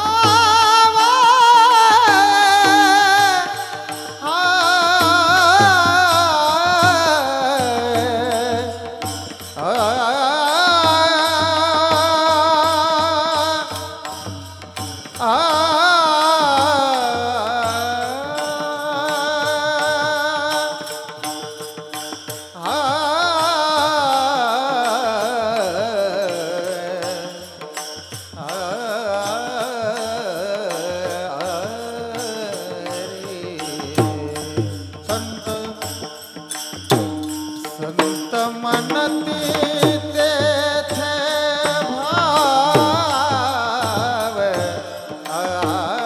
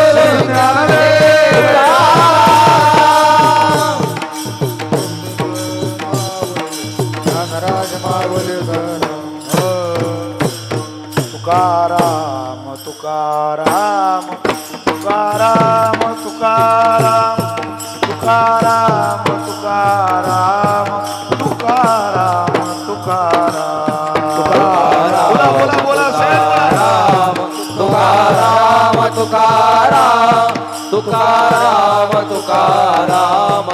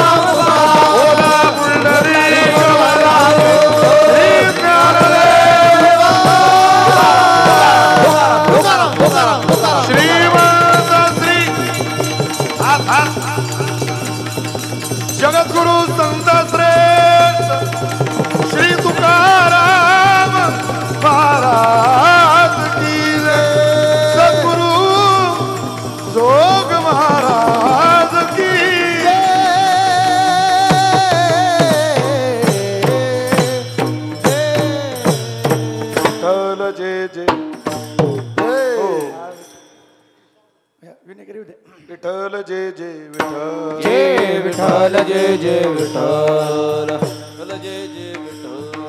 नमो सद्गुरु तुकाराम.